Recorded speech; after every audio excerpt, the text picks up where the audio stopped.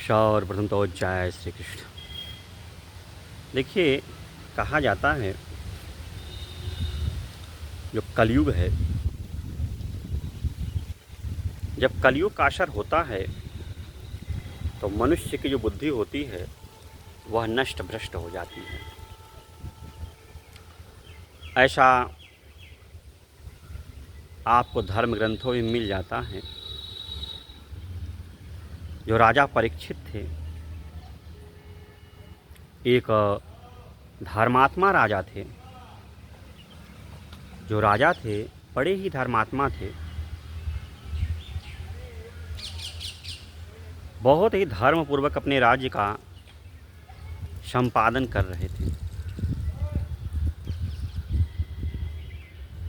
लेकिन जब उनके ऊपर या उनके बुद्धि पर कलयुग का असर होता है, कलयुग का प्रभाव पड़ जाता है, तो वह राजा अपने अस्तित्व को ही भूल जाते हैं। और कलयुग के प्रभाव के कारण एक संत, एक ऋषि मुनि के ऊपर एक मूर्खों जैसा व्यवहार करते हैं। मरा हुआ सर्प लेकर उनके गले में डाल देते हैं। ऐसे ही जब किसी व्यक्ति के ऊपर कलयुग का असर पड़ जाता है ना, ऐसे ही समाज में वह अनाप शनाप गलत कार्यों को ही करने लगता है, गलत कार्यों को ही संपादित करने लगता।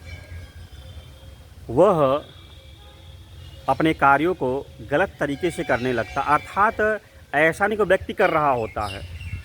कलयुग का जब असर होता है तो अच्छे से अच्छा व्यक्ति भी गलत रास्ते पर चला जाता है, क्योंकि राजा परीक्षित ही कलयुग को रहने का स्थान दे चुके थे। तो सोने अर्थात जो सोना जिसके पीछे हम लोग भागते हैं, उसमें भी कलयुग का वास है। उसको स्वयं वह दिए थे। तभी तो राजा परीक्षित जब सोने का मुकुट पहने थे, उनके मुकुट में ही प्रवेश कर गया, बुद्धि को ही नष्ट भ्रष्ट कर दिया।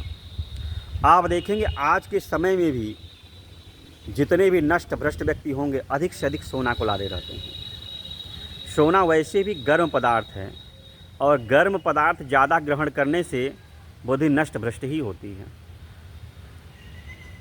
लोग हमेशा कहते हैं ठंडे दिमाग से बात करो। क्यों ठंडे दिमाग से बात करें? क्योंकि जब व्यक्ति ठंडे दिमाग से बात करता है तो शालीनता से पेश आता है। जब गर्म दिमाग से बात करेगा, शालीनता से पेश नहीं आएगा। क्रोध की अवस्था में दिमाग नहीं बोलते हैं, गर्म हो गया। तो कलयुग का जब असर होता है किसी प्राणी के ऊपर, किसी व्यक्ति के ऊपर, ये संसार के लिए बड़ा ही घातक होता है, स्वयं अपने लिए भी घातक होता है। जैसा कि राजा परीक्षित के साथ हुआ, उनका तो जीवन ही खत्म हो गया। कलयुग का इतना बड़ा असर है। इतने बड़े धर्मात्मा राजा का बुद्धि भ्रष्ट कर दिया, उनका जीवन ही तहस नहस कर दिया। तो ऐसे ही मनुष्यों को भी समझना चाहिए, जिस जिस स्थान पर बताया गया है उन स्थानों से दूर रहना चाहिए। और इससे कहा भी गया गलत चीज़ है। जुए का स्थान होता है, बहुत सोना चांदी होता है, स्त्री का सत्संग होता है, व्यभिचार जिसे बोलते हैं, शराब होता है। इन स्थानों पर जो जाता है, इसको ग्रहण करता है, वह कलयुग को अपने पास बुलाता है।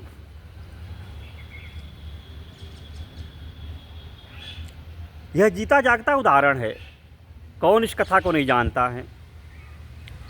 सब जानते हैं कि नशीला पदार्थ ग्रहण करने से शरीर तो खत्म होता है, साथ में आपका बात व्यवहार भी बिगड़ जाता है, फिर भी करते हैं। और यह सबसे बड़ा असर है कलयुग का, कि वह आपके बहुत करीब आता है, मतलब पसंद करने लगता है। उसकी पसंदीदा चीज़ आप यूज कर रहे होते हैं तो क्यों नहीं आएगा? किसी का कोई पसंदीदा चीज़ आप ग्रहण करेंगे तो आएगा ही। यह समझ लेना चाहिए कलयुग का जैसे जैसे असर होता जा रहा है। आज के समाज में कहा गया ना, कलयुग का समय चल रहा है, कलयुग चल रहा है। तो बुद्धि तो वैसे ही नष्ट भ्रष्ट है। अपना कौन, पराया कौन, छोटा कौन, बड़ा कौन, यह समझ में ही नहीं आता है। जब कलयुग का असर हुआ तो इतने बड़े राजा को संत सामने नहीं दिखे।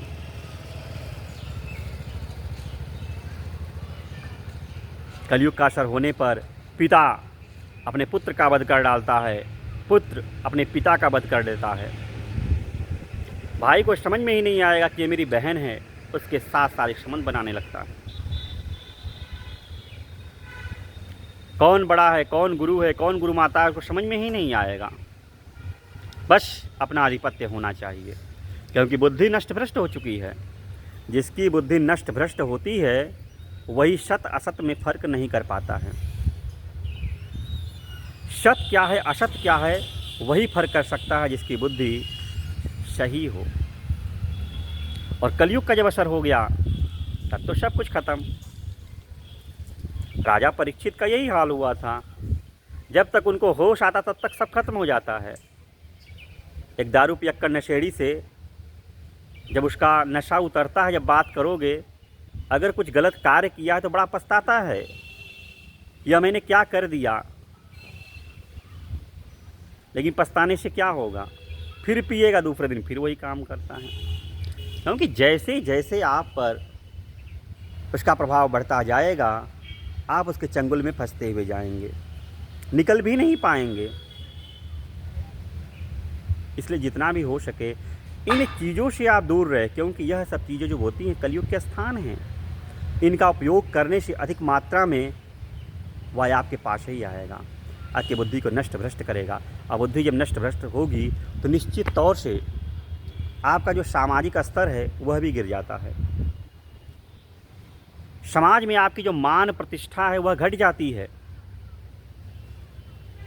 किसी व्यक्ति से पूछिए, जब उसके ऊपर मद सवार होता है, विलासिता का कोई गुण समाल हो जाए, उसे पता ही रहेगा कि हमारे आसपास कौन है, बस उसको यह रहेगा कि मेरी शिक्षा की पूर्ति होनी चाहिए। मदमस्त हाथी जो हो, देखिए जंगल को तहस नहस कर डालता है। तो कलयुग का बहुत बड़ा असर है। जितना इससे बच सकते हैं बचे। धर्म ग्रंथों में जो चीज़ें बताई गई कि इन चीज़ों का उपयोग नहीं करना चाहिए, तो मतलब नहीं करना चाहिए। अगर करते हो तो न करो भाई,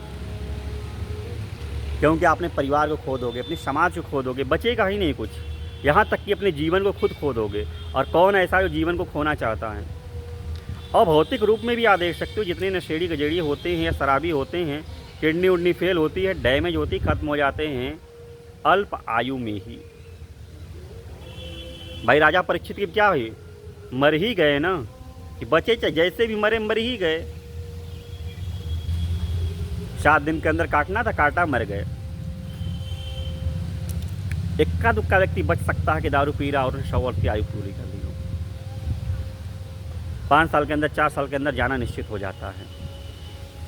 एक युवा व्यक्ति बुढ़े जैसा लगने लगता है। घर वाले भी परेशान, परिवार वाले भी परेशान, खुद भी परेशान, सब कुछ खत्म हो जाता है। तो ऐसा जीवन ही क्यों जिए। कलयुग का प्रभाव अपने पर न होने दे। लोग कहते हैं ना कि आप उस स्थान पर जाओ, लेकिन उसका प्रभाव अपने पर मत होने दो, क्योंकि संसार है, इसी में हमें जीना है। लेकिन गलत चीज़ों से प्रभावित नहीं होना, उसका प्रभाव अपने पर नहीं डालने देना है। अगर हमें प्रभाव लेना है तो अच्छी चीज़ों का लेना है, प्रभावित होनी तो अच्छी बातों से होनी है। आज तो तमाम टेक्निकल ज्ञान हर स्थान मिल जाते हैं, तो हमें उसी अच्छी पुस्तकों को, अच्छे ज्ञान ही लेनी चाहिए। ऐसी चीज़ों से बहुत दूर रहना चाहिए। ऐसा ना हो कि आप पर भी कलयुग का प्रभाव हो जाए और आपकी बुद्धि नष्ट भ्रष्ट हो जाए, और वही करे जो राजा परीक्षित किए थे। गलत कार्य करने के बाद बहुत से लोग पछताते हैं। जेल में बंद कैदियों से कई बात कीजिए, आधे से ज़्यादा तो रोते हैं, कहते पता ही नहीं था कैसे हो गया। बहुत कम ही ऐसे होते जो होश हवास में गलती करते हैं, क्योंकि इसका हवा ही इस तरह का होता है। जब तक आप विचार करेंगे तब तक बहुत बड़ा कांड कर चुके रहते हैं, और फिर आपको समाज माफ़ नहीं करता है। इसीलिए इसके प्रभाव में न आइए। प्रभाव में आना है तो अच्छे प्रभाव में आइए। अच्छे लोगों की संगति कीजिए, अच्छी बातें सुनिए, और अच्छे संगति में रहेंगे, अच्छी बातें सुनेंगे तो फिर कलयुग आपके पास नहीं भटकेगा, निश्चय ही नहीं भटकेगा। जिस व्यक्ति ने धर्म ग्रंथों का अध्ययन किया उसके पास कलयुग भटकता ही नहीं है। जो कभी दारू नहीं पीता उसके सामने एक बोतल भी रख दो, अच्छी से अच्छी दारू, कभी पिएगा ही नहीं। अब पियक्कड़ के सामने रख दो ना, वो कहेगा नहीं पिएंगे नहीं पिएंगे, तो गटक जाएगा। तो यही पहचान होती है। खैर चलिए, तो कलयुग के असर से बचिए, उसके प्रभाव से बचिए, अपने बुद्धि को नष्ट भ्रष्ट होने से बचाइए। तो ठीक है, आज के लिए इतना ही, बाद में मिलते हैं। जय श्री कृष्ण, जय श्री कृष्ण।